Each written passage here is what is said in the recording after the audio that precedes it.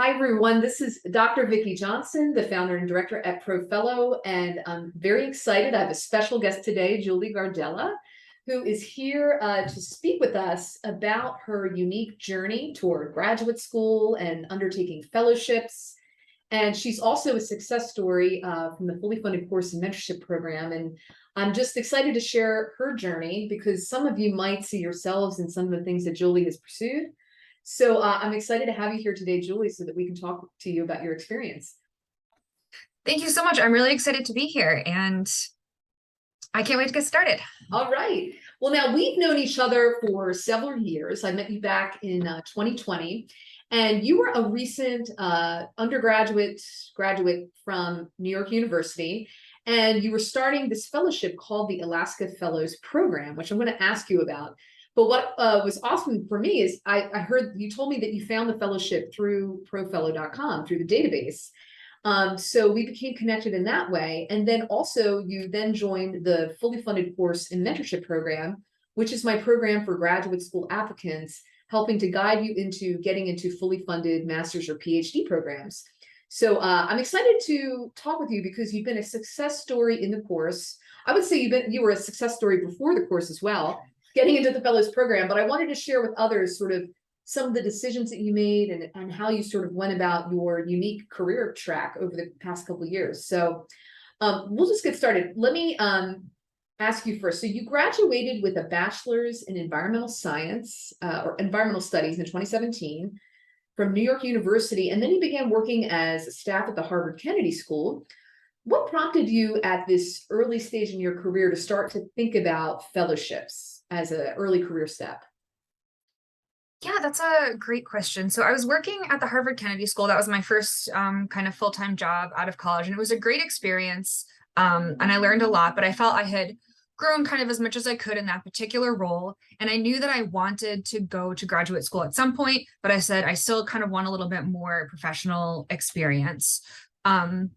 So that's when I was taking a look for fellowships and I found the ProFellow Database, which was an instrumental resource in looking for fellowships. I also, I was fortunate in college to be able to study abroad 3 times, which was incredible. I studied in Berlin, Sydney, Australia, and Buenos Aires, Argentina.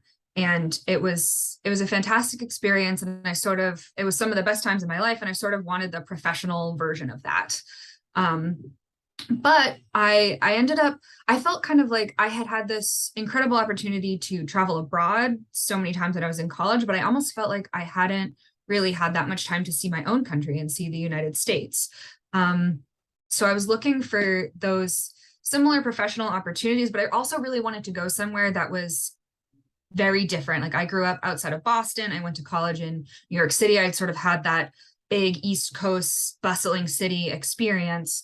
And so I really wanted that sort of career and adventure somewhere in my own country. That was also going to be a great professional opportunity. So the Alaska Fellows Program, I found it in the database using just the different search features. And it just ended up being exactly what I was looking for. I also really wanted an opportunity when I was in Sydney. I was really kind of opened up to all these outdoor opportunities. And I also really loved that. And it wasn't something that was hugely a part of my sort of growing up or college experience. And so I said, I really want to go somewhere that has this sort of outdoor adventure, hiking, camping sort of opportunity. So the Alaska Fellows Program was perfect for that.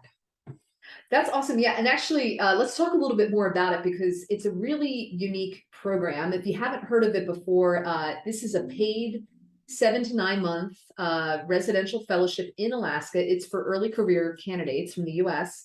And the fellows are placed in nonprofit or public sector organizations during the fellowship term. So what did you hope to gain from this experience and sort of what were you expecting when you went into the program? My biggest things is I really wanted professional mentorship. I felt like, when I graduated, there's such a huge wide world of opportunities, and I felt like I wanted a little bit of guidance and structure. And the program tries to be selective about its host organizations and ones that are really in line with the mission to mentor young professionals. And so that was something that they offer. And they also have a huge network in and outside of Alaska.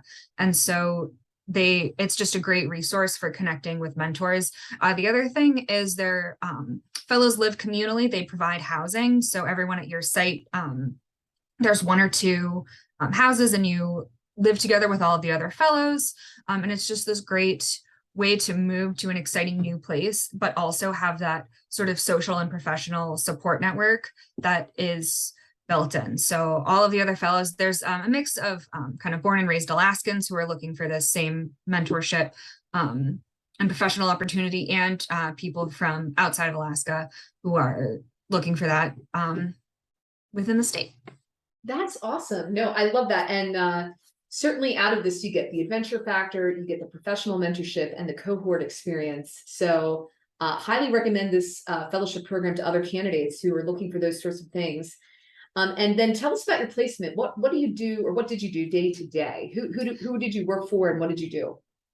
So I worked at the University of Alaska Center for Economic Development. It was a little bit of a departure from environmental studies, but it just looked really interesting to me. Entrepreneurship wasn't really something I had thought about before, but it's something now through this fellowship that I'm really, really passionate about. And so I worked on a couple of different projects. I helped for my fellowship, I was primarily on our programs and entrepreneurship team. So I helped run our early stage startup accelerator, and I helped lead workshops for a business plan competition in the Yukon-Kuskokwim region of Alaska, which is a rural region out west. And they run this cohort style business plan competition that helps fund business owners in the region. And so I helped out teaching some workshops with that, which was just a really incredible experience. Oh, that's so interesting. And so you said you didn't really have much experience with entrepreneurship before this. So this sort of opened up kind of a new field and discipline for you. That's interesting. Yeah. Now, the thing I wanted to ask before I ask a little bit more about your next steps is if anybody else is applying to the Alaska Fellows program, do you have any specific tips that you would give them? Yes, I think I would say to really zero in on the program's mission. You know, they're trying to do something very specific, which is to cultivate young professionals in Alaska. They're trying to bring young professionals to Alaska. They're trying to support young professionals who are already in Alaska. And so I think really zeroing in on why that's important to you and how you will contribute to that mission. You know, for I think their goal and their hope is that people after the fellowship will stay, which actually I didn't necessarily plan to do. And yet I'm here 2 years later in Anchorage. Yeah. And I worked at my same host organization the whole time, which was fantastic. The other thing is their other mission is that community building. So one of their big value propositions is this community living aspect and network of former fellows. And so if that's something that appeals to you, then I think the fellows program would be a great fit for you and something to emphasize in your application. I actually reviewed applications for my incoming fellowship after me, and that was one of the two biggest things I looked for. Of course, I looked for your professional accomplishments. Those things are great, but for the most part, everybody who is applying has some great academic and professional accomplishments. But I really looked for, when I was reviewing them, mission alignment.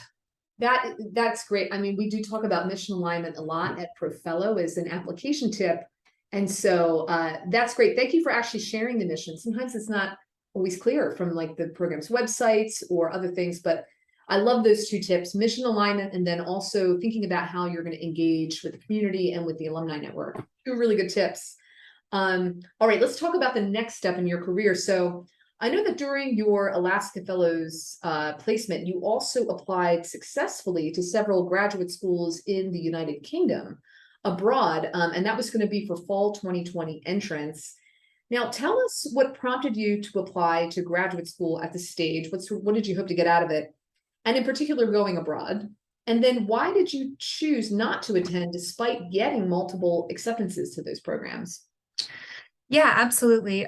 So my reason for applying to graduate school at all was, as I mentioned, I majored in environmental studies at NYU, which was a very qualitative, sort of critical thinking and writing based program, which was great.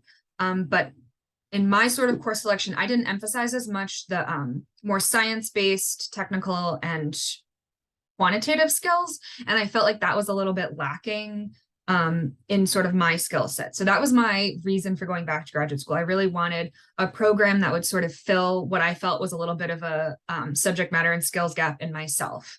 And so I thought that would open up a lot of doors professionally to positions that I was really interested in, but maybe didn't have this technical knowledge of a certain program or something like that. So that was why my reason is to really build those quantitative skills. Was my reason for going back and seeking a graduate degree.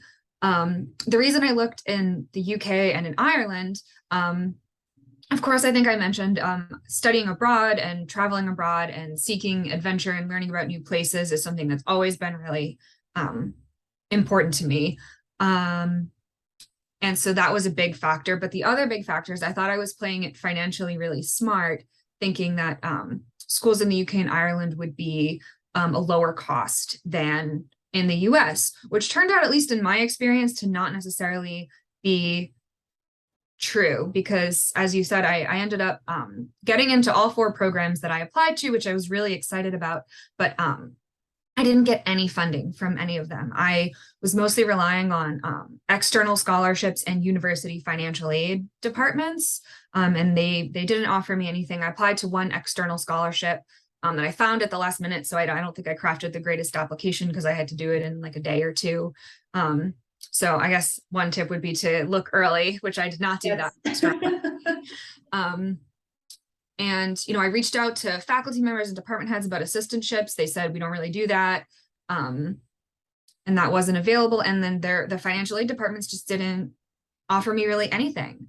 And so I said, I can't go taking on this student debt. I was kind of thinking, oh, the upfront, the sticker price is lower and I'll probably get a partial scholarship, so it'll be manageable. But without any financial aid or scholarship or grant, it just wasn't really feasible for me. The pandemic had also just broken out, so that in some ways made the decision a little easier to decline the acceptances, but at the same time, I think that really wasn't the deciding factor. I would have had to decline anyway, because I just really didn't want to take on all this additional student debt on top of what I already have for my undergraduate.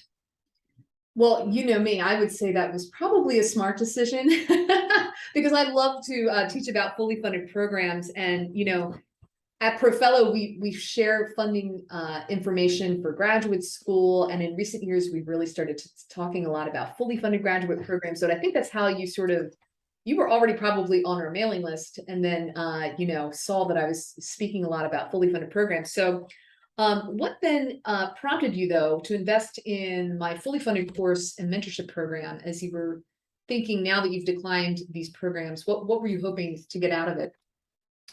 Well, I had seen, I was on the mailing list. I had seen some of the your webinars previously, and I thought it was good advice, but I don't know. I still was like, the financial aid departments will be what works out for me. But after sort of going through that process and putting in so much effort and researching programs and writing personal statements, and then just not being able to go, I said, I don't want to do that again. I don't want to go through that sort of long and involved, demanding process to be fruitless again. So I said, I think I really need to invest in this now for to have these opportunities opened up to me. And it definitely did. I did end up getting it 2 fully funded offers after having gone through the course, learning your strategies of how to identify these programs, how to be flexible and what degrees I was looking for, because that I was fairly set on what I wanted to do. But per your advice, to sort of open that up and focus more on, finding those fully funded programs and seeing if they can then be applied to what you ultimately want to do and what your ultimate career goal is. And that's a much wider array of degrees than I realized. The schools that I applied to were kind of spanned a little bit of the spectrum of what is available. Like I applied to some Masters of Science programs, I applied to an MBA.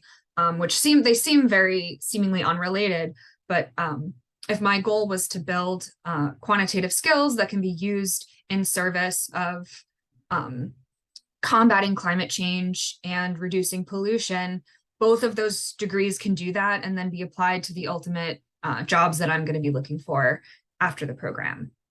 Yes, absolutely. And I know this is like hard to understand, you know, if you're looking at graduate school and thinking about one specific discipline, but it is true. And you actually found a program that I didn't even know existed. You did find the one and only fully funded MBA program that I know of. There may be more. I'm excited for the students to uncover more, because what I teach in the course is how to really sniff out the funding.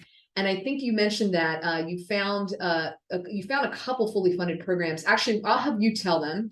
Talk about the acceptances that you received and sort of the full funding that they offered. Yeah.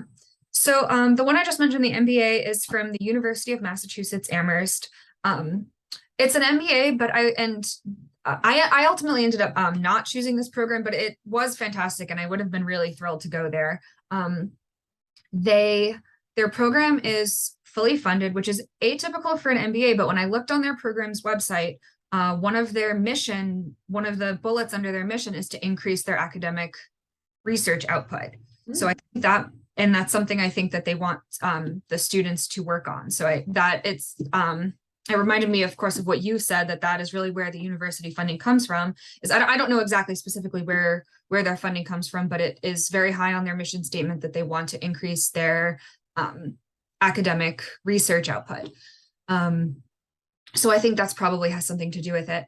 And the other thing, an MBA wasn't really anything that was on my radar previously. It seems a little bit not totally in line with the other work that I had wanted to do, but I reached out to one of their admissions contacts and told her what I was interested in. And she said, oh yeah, we have tons of our graduates go on to do work in the environmental sector. She sent me, they had a link to a webinar or a panel they had on all of their graduates who had gone on to work in the environmental field. They had someone who had founded a clean energy company. They had someone who was working at a position or at a company that I had kind of had my eye on and had been on my radar for a long time that he ended up working at. So I think their graduates were going on to do things that I wanted to do. So that's when I said, okay, this program really, even though it's an MBA, it's not exactly what I had always had in mind. But clearly it would be in line with and in support of what my ultimate career goal is. The one I ended up choosing was NYU, which was a master's in environmental health, which is a little bit different, but also that same building up those quantitative and technical skills that I really, really want. And that's the program I ended up choosing. It's another fantastic program that I'm really excited about. And I think the focus on health is something that I've also always really been interested in. So I'm excited about that. And then another acceptance, I did receive acceptance to Harvard University's Chan School of Public Health, also for a master's in environmental health. But I, again, did not receive a funding offer. They're not a fully funded program. And I primarily went through their financial aid department and a couple of named scholarships that I ended up not being selected for. And so it was hard. I was really excited to get into Harvard, and I was choosing between Harvard, which is, of course, one of the biggest names and most selective programs, and a couple of other programs. And on the one hand, it was difficult to say no to Harvard. But at the same time, I think I would have had to take on, again, substantial student debt on top of what I already have, which just wouldn't be in line with sort of my personal goals. Taking on that personal debt can really, I feel like, hold you back in trying to, in sort of reaching life milestones, things like, maybe buying a house or traveling or getting married or any whatever your personal goals in your life might be. For me, that just wasn't, that was going to hold me back. And professionally, I think that can kind of lock you into really needing to zero in on having the highest salary be the primary thing that you're looking for. And of course, salary is important. But for me, I also really want to be in line with an organization or a company's mission. And so I think having those really big loan payments could is kind of in direct contrast with sort of having that the mission alignment be a big focus of what I want to do with my career. No, that makes so much sense. And I'm so glad that you were making those connections, before entering graduate school and taking on student debt, because it's true, the student debt can really hold you back from choosing the job that you want when you graduate. And so I know it was probably really hard to turn down Harvard. But I think you made a smart decision. NYU's program, the environmental health program, you had done your research to find out that it was fully funded. So I just want to mention those public health degrees, master's public health and environmental health. Sometimes they're funded, sometimes they're not. It really does take a bit of research to figure out which ones are, which ones aren't. But I'm so thrilled that you're going to be entering this program this fall. You've got your funding, you're moving back to New York City. So I wanted to ask you also, when you were applying to the programs this time around, now you were successful your first time applying to graduate school, but did you do anything different? Was there any new approaches that you took when preparing your application, thinking about these really competitive programs like NYU, Harvard, fully funded MBA? What did you do anything different this time around?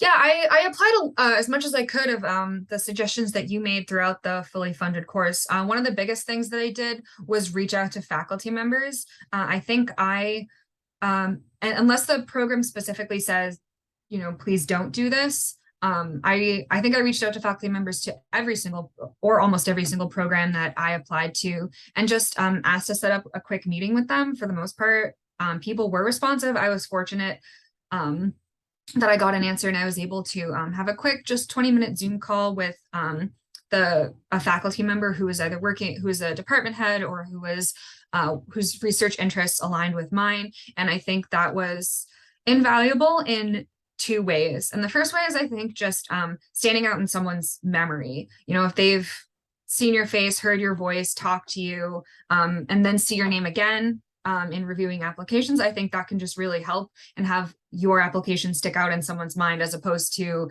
they read heaps of them. And the other one, I think, is it really helps, I think, to, again, understand a little bit the program's mission, the things that they brag about, the things that they are proud of in their school. I had one faculty member who, when I just reached out, I had some questions prepared that I asked him, and he just said to me, do you know what sets our school apart from all the other schools, and kind of named some of the school's competitors. And I was like, tell me. And he did, and it was great. It was not written anywhere on their website. It wasn't something I necessarily would have been able to glean from just researching on the website, but and it was great information. And he was talking about the school's commitment to environmental preservation and sort of building with the natural environment, which is something that's really aligned with how I feel, and I really agreed. But that was just fantastic information, and something I wholeheartedly agreed with, and I put it in my personal statement, and I think that really helped me stand out. That is great. You've totally embodied the ProFellow approach of doing that mission research. And thank you for sharing too, that it's almost like you found the mission through conversation, not so much because you read the website or found a marketing brochure, but you had to really talk to faculty. And so I really commend you for putting yourself out there. It's a lot of work, to do this faculty outreach, to talk to folks, to narrow down schools. But, if you put in the work, it really does pay off. You get into top programs have funding. And I'm just really excited for this next chapter. You're about to enter now your program at NYU. Do you have an idea what you might do after your degree? Have you been thinking through? It's okay if not.